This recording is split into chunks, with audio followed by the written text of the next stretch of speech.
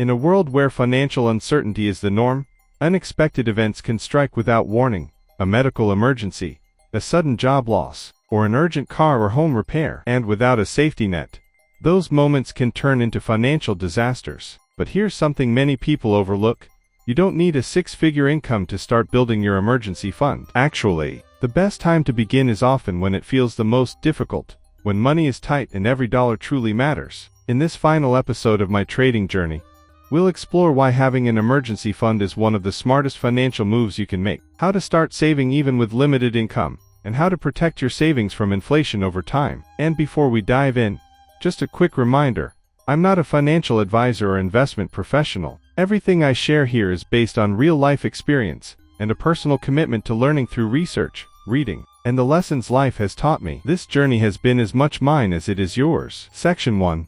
Why emergency funds matter. What is an emergency fund and what it's really for? More and more Americans are struggling to cover unexpected expenses. According to Bankrate's 2024 Emergency Savings Report, only 44% of U.S. adults could cover a $1,000 emergency using savings, while 25% have no emergency fund at all. This financial vulnerability forces many people to rely on credit cards, loans, or cutting essential expenses. Building an emergency fund is one of the most effective ways to reduce financial stress and avoid debt. It's a separate savings account reserved for large, unexpected expenses, such as medical bills, major appliance repairs or replacements, urgent car repairs, job loss, helping cover basic needs or supplementing unemployment benefits. An emergency fund acts as a financial cushion that helps you avoid turning to high-interest credit, especially if you're already dealing with debt. The ideal amount depends on your lifestyle, but a good rule of thumb is to cover 3 to 6 months of essential expenses,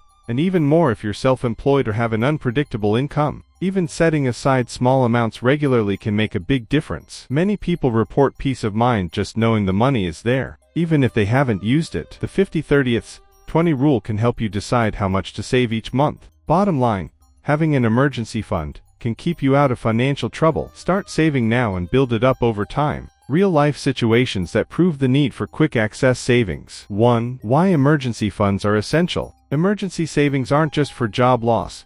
They also help cover unexpected medical bills, urgent home or car repairs, or life events that affect your mental health or professional growth, even if they don't seem like traditional emergencies. 2. How savings accounts work. Specific purpose. Your emergency fund should be in a separate savings account and only used when truly needed. Interest earnings.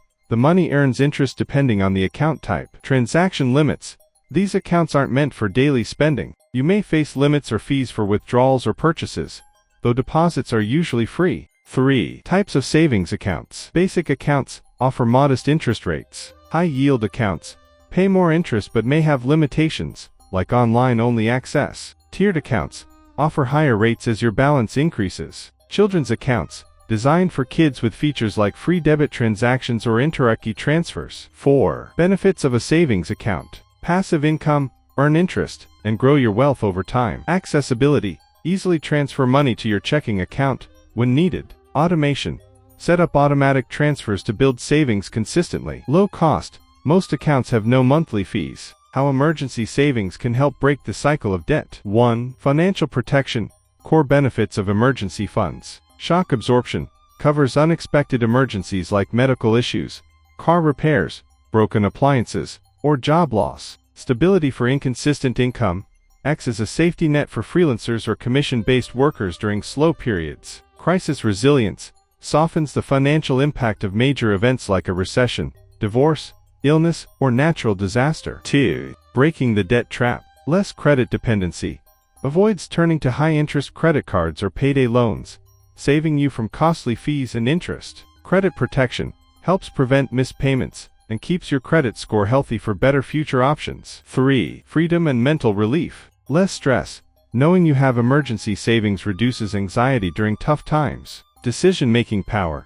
Gives you freedom to make life or career changes without financial panic. 4. What is the debt trap? It's when your spending exceeds your income, and you rely on credit to maintain your lifestyle. It's often caused by overspending on non-essentials, lack of emergency savings, falling into high-interest debt cycles that grow with time. 5. How to prevent and recover from debt. Start small. Aim for $1,000 as your first emergency goal before building toward 3-6 months. Debt payoff strategies. Avalanche method. Focus on highest interest debts first to save the most money. Snowball method. Pay off the smallest debts first for a motivational boost. Set smart goals. Plan realistic monthly payments beyond the minimum. Avoid new debt. Be cautious with loan consolidation. Don't use it as an excuse to borrow again. The psychological impact of having financial security. 1. The hidden weight. Financial anxiety is a widespread issue. According to the Financial Health Network, 7 in 10 Americans face financial stress. Debt and unpaid bills don't just drain your wallet, they rob you of peace, creating a vicious cycle that affects your mental health and daily life. 2. Low income, high risk. People with lower incomes are 3 times more likely to experience anxiety or depression than those without financial struggles. Debt is directly linked to chronic insomnia, high blood pressure and heart issues, psychiatric disorders. Source: The Journal of Clinical Psychiatry, 2021. 3. Financial security as a stress antidote. Around 75% of people who feel financially secure also report excellent or very good mental health. But this security is not just about money in the bank. It's about being able to pay bills on time, saving at least 20% of your income, managing your resources in a way that builds confidence and stability. Section 2. How much should you save? The $500 $1,000 beginner goal. Why it's a good place to start. 1. A realistic starting point. The $1,000 goal. Start your emergency fund with a manageable goal, saving $1,000. This amount, often recommended by financial experts, helps you build the habit of saving and creates a basic safety net without putting too much strain on your budget. 2. High-yield savings account. Maximize your earnings. Keep your emergency fund in a high-yield savings account, preferably with an online bank. These accounts offer higher interest rates than traditional ones, helping your money grow faster while staying out of sight and out of temptation. 3. Certificate of deposit, CD, security with commitment. If you're more conservative, a CD can lock in your savings with a fixed interest rate. Just know that you won't be able to withdraw the money without a penalty during the set term. It's a good option for short to mid-term goals in times of falling interest rates. 4. Bank bonuses, turn opportunities into cash. Use your $1,000 to open a new bank account that offers a welcome bonus, sometimes worth hundreds of dollars. Check for requirements like minimum balances or transaction activity, and always read the fine print to avoid hidden fees. 5. Index funds, diversify and grow. You can also invest the money in an index fund, like the S&P 500, which spreads your investment across 500 major U.S. companies, with an average historical return of about 10% per year and lower volatility than individual stocks. It's a great beginner-friendly option, though it does carry market risk. 6. Debt reduction, immediate impact. Consider using the $1,000 to pay down high-interest credit card debt. Even if it doesn't cover the full balance, can significantly lower interest charges, improve your credit score, and free up money in your monthly budget. The 3 to 6 month rule. What it means and who needs it. 1. Set your target. Define the right amount. Whether it's $1,000 to start or 3 to 6 months of living expenses for a full emergency fund, having a clear savings target helps you stay focused. If you need more financial security, aim higher. Couples should align on this goal and work together to reach it. 2. Why 3 to 6 months? The golden rule. This amount creates a cushion against common emergencies like car repairs, medical bills, or job loss. While it's hard to predict exact costs, this range gives you a solid foundation. 3. Start small and grow. If the ideal amount feels overwhelming, begin with a more reachable goal, like $500. Saving just $10 a week gets you there in about a year, which is enough to handle small emergencies without going into debt. 4. Flexibility and refilling. You can use your emergency fund before it's fully built. That's what it's there for. Just make a plan to refill it and continue toward your goal over time. 5. Budget integration. Make it real. Turn your savings goal into action by including it in your monthly budget.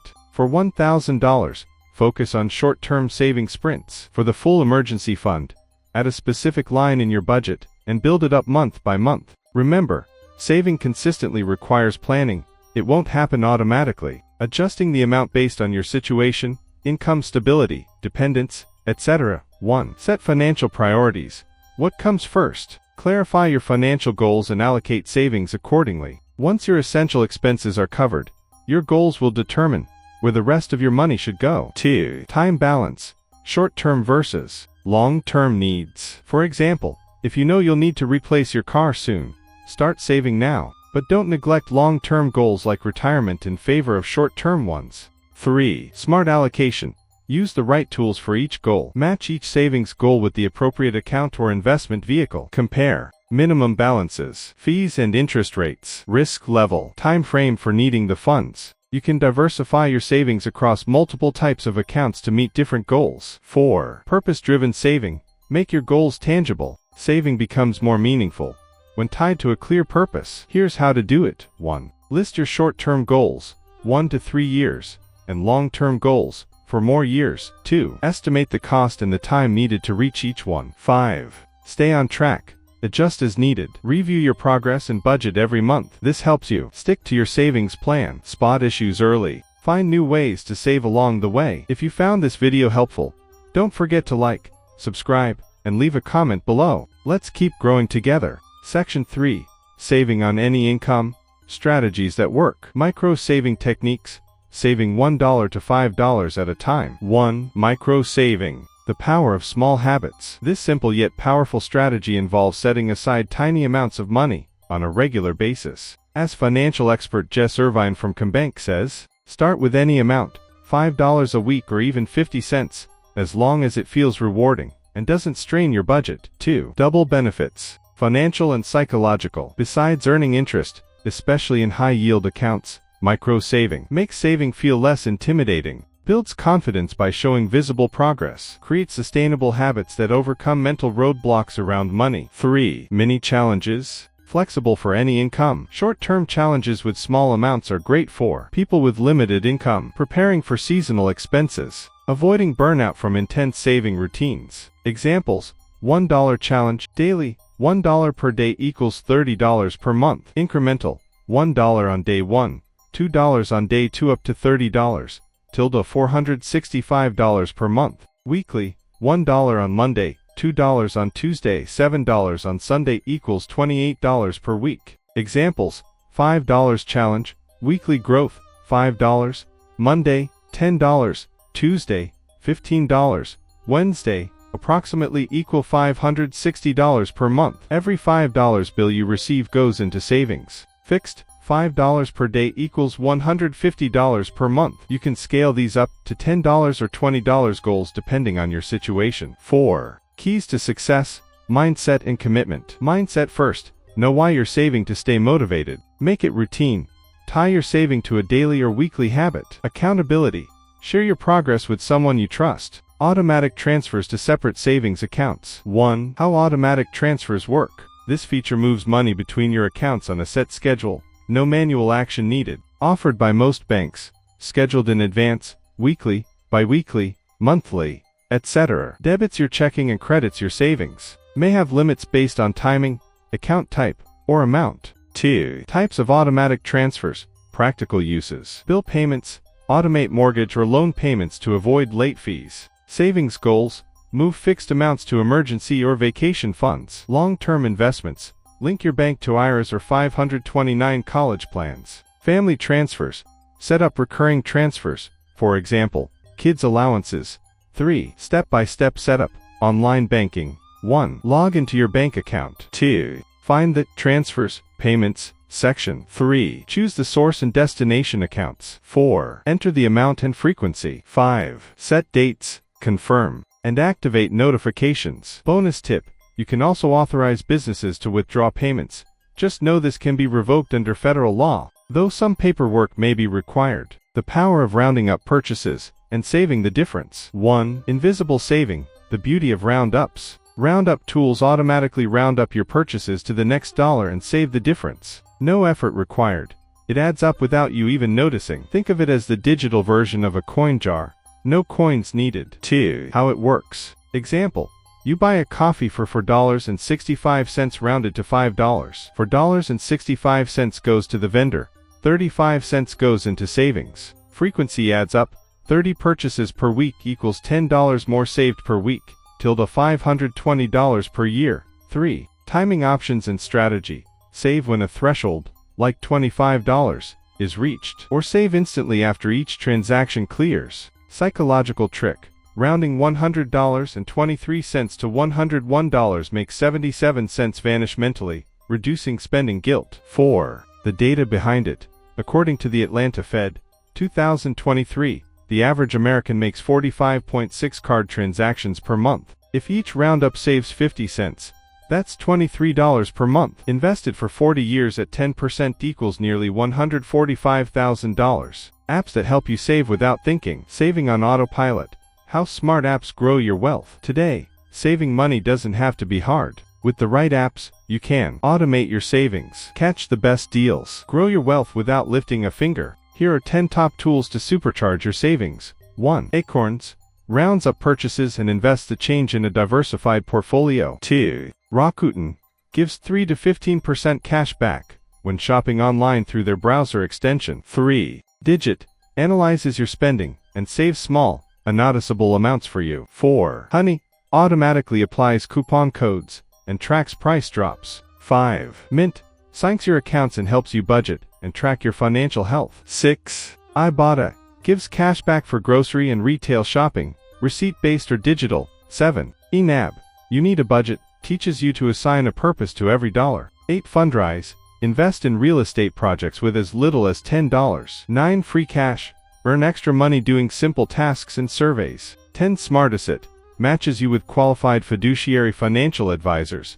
It's free, cutting back on small daily expenses, subscriptions, takeout, etc. 1. Strategic budgeting, your financial foundation. Map income versus expenses. Set realistic goals, whether it's building an emergency fund or cutting debt. Track monthly progress and adjust as needed. 2. Conscious spending, break bad habits. Use tools like Mint or eNAB to track every dollar. Identify emotional triggers that lead to impulse buying. 3. Smart utilities, cut costs without sacrifices. Switch to budget billing for utilities. Use energy-saving habits. Adjust thermostats seasonally. Replace bulbs with LEDs. Maintain HVAC systems. 4. Kitchen hacks, save money with flavor. Plan meals weekly using what you already have. Cook in bulk and freeze meals to avoid takeout. Find budget-friendly recipes. 5. Grocery smart shopping. Stick to your list. Never shop hungry. Use the 24-hour rule.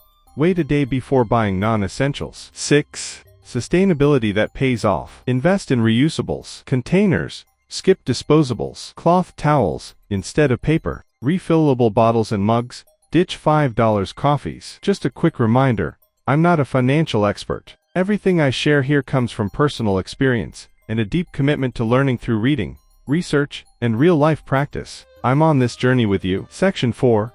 Where to keep your emergency fund. High-yield savings accounts, earning interest while staying liquid. 1. Strategic selection. What to look for in a high-yield account. When choosing an online savings account, consider a variable interest rate, subject to change with prior notice. Monthly fees. Many are fee-free. Transfer limits. Federal Regulation D typically allows up to 6 withdrawals per month. Ease of use and any extra benefits the bank may offer. 2. Competitive rates. What's normal in the market. National average. 0.4% to PY. Competitive offers. 3.5% to 5% to PY. Online banks usually beat traditional banks when it comes to rates. 3. Opening an account. What you'll need. Valid full name, address, SSN or ITIN for non-residents. Proof of income or employment, depending on the institution. Must be 18 or older. Initial deposit. Some banks require none. Others accept ACH transfers or in branch deposits. 4. Keys to consistent saving up. Set smart goals. Specific purpose plus target amount plus realistic timeline. B. Automate it. Schedule transfers right after payday. Pay yourself first. C. Use the 50/30/20 rule, or your own version.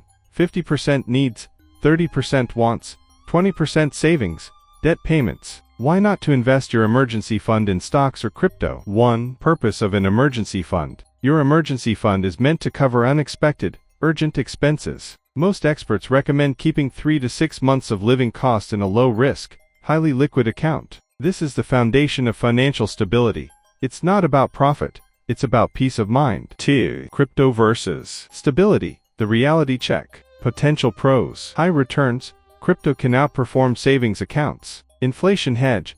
Assets like Bitcoin are sometimes used to protect against currency devaluation. Diversification.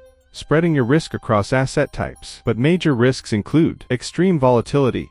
Crypto prices can drop 50% overnight. Low liquidity in emergencies. You might not be able to convert to cash quickly without losing value. Security concerns. Even with precautions, there's still risk of hacks or fraud. 3. Stocks and bonds. Same volatility problem. Investing in brokerage accounts, stocks or bonds, carries similar issues. Your balance fluctuates with the market. Example, $10,000 in a savings account preserves principal and earns interest, while that same amount in stocks or crypto could lose value unexpectedly. 4. Savings accounts, the safe haven. Why it's the best option for emergency money. Stable principal. Your money doesn't shrink unless you withdraw. Predictable interest, even if small, it grows over time. Guaranteed access. Withdraw any time with no risk of capital loss. Final note, investing in crypto or stocks can be smart in the right context, but not for your emergency fund. That money needs to be protected, not risked. Separating your emergency fund from your everyday bank account. 1. Strategic separation. Why it matters. Keeping your emergency fund in a separate account helps you resist the temptation to spend it on non-emergencies, prevents accidental use during everyday spending, preserves its sole purpose, covering real emergencies. 2. Automation, your best ally. Set up automatic transfers through online banking at the start of each month, or right after you receive your paycheck. This ensures consistent saving, without relying on memory or willpower. 3. Maximize returns.